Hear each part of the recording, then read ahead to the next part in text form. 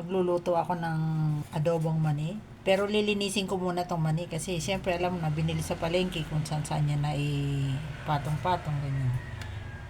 Sa paglilinis nito maglalagay ako ng asin. Lalagyan natin siya ng baking soda. Kasi yung baking soda at asin ng maglilinis sa kanya. At pagkatapos, masasarap yung lasa. Yung kamay ko, lalagyan ko ng tubig. Tapos ihahalo ko dito. Ayan. Hindi natin siya lalagyan ng maraming tubig. Yung kamay ko lang ang nilagyan ko ng tubig. Para ganito lang. Parang slightly nirarab lang siya. Huwag masyadong matinding lamutak naman ang gagawin. Kasi masisira naman yung balat niya. Kasi iingatan natin yung balat. Kasi yung balat yung magpe-preserve nung lasa nung lulutuin nating adobong peanuts. Yan. Tapos babanlawan na natin dito sa tubig. Babanlawan natin siya ng malinis na pagkabanlaw. Oh, kita nyo yung ano no? Yung dirt. Ayan no, yung dumi. 'Di ba? Lumabo yung tubig. Para siyang para siyang naligo na sinabon. Babanlawan natin siya hanggang sa malinaw na yung tubig, yung clear na siya. Kailangan natin linisin ng kinakain natin eh. Kasi syempre, 'di ba? Hindi naman tayo nag-harvest nito. Along the way, hindi na natin alam kung ano na nangyari. Paano ba siya hinandle? Para safe din tayo. Hindi sa ano pa man. Yung kumbaga parang safe yung kinakain natin. Importante yun. Natutunan ko kasi yun sa lola ko eh. Sabi ng lola ko, ako kahit isang araw, 2 araw, hindi ako makapaligo. Okay lang sa akin. Pero yung kakainin ko, dapat malinis. Kasi iba yung papasok sa bituka mo eh. Yun. Tama naman. Oo nga naman. Tama naman siya. Mahirap din eh. Yung safety ng kakain. Dapat lagi natin concern. Hirap magkasakit.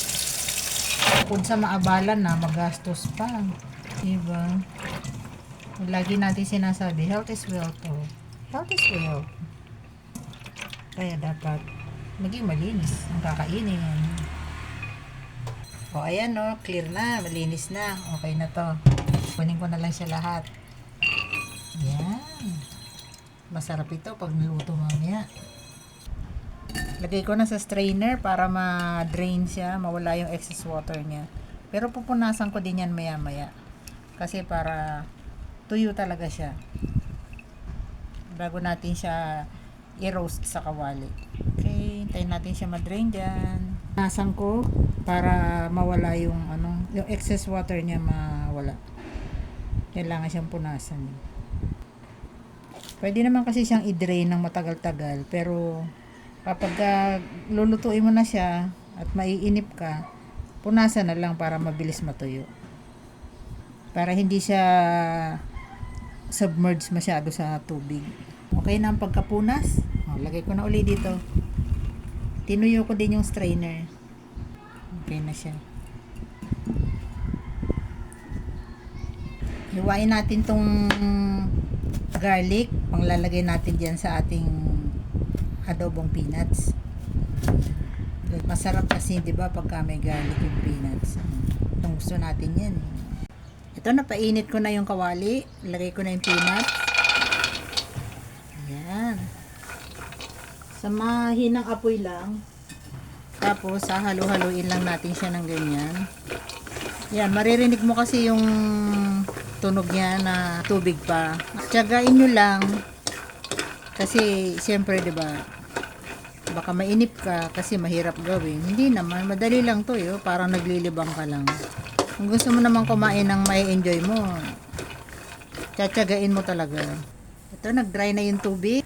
Lagyan natin yung bawang. Halo natin halo.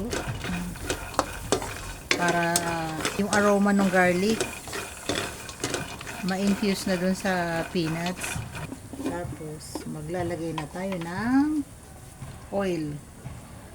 Konti lang, huwag masyado madami. Ayan. Okay na yan. Haluin na natin. Tayin lang natin na maluto ito. Mas madaling gawin ito kaysa mag deep fry ka ng peanuts. Yung sa regular na nakasanayan natin na adobong peanuts. Palalaman natin yan pagluto na kapag yung pumuputok na yung mga balat ng peanuts. Bango. Ang bango, nakakatuwa. Ang bango ng garlic. Dahan-dahan siyang sumasama dun sa peanuts. Parang nai-imagine ko na pag kinain yung peanuts mamaya bawat butil ng peanuts, bawat piraso, may garlic na malalasahan ka. Ito, nagsisimula ng maluto yung peanuts. Pumuputok na yung skin niya. Di ba? Ganda ng kulay. Ang bango-bango din. Pag ganito na, okay na, luto na. Ayan. Luto na yan. Tayin na natin ang apoy. Palagay ko na sa lalagyan. Ang bango. Adobong peanuts talaga. Okay na, approve na. Love, love, love. Thank you for watching. Ito na ang ating niluto na adobong peanuts. Lagyan na natin ng asin. Na salt. Tapos i-mix natin. Mix. Ganda. Sarap nito. Sarap snacks mamaya. Masarap ito sa kape. Masarap sa soft drinks.